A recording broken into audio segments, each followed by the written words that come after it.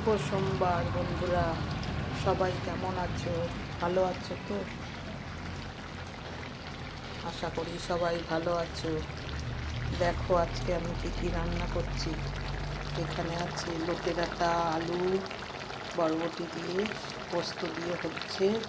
এখানে চিলি ডিম হবে, ক্যাপসিকাম, পেঁয়াজ সব কাটা আছে।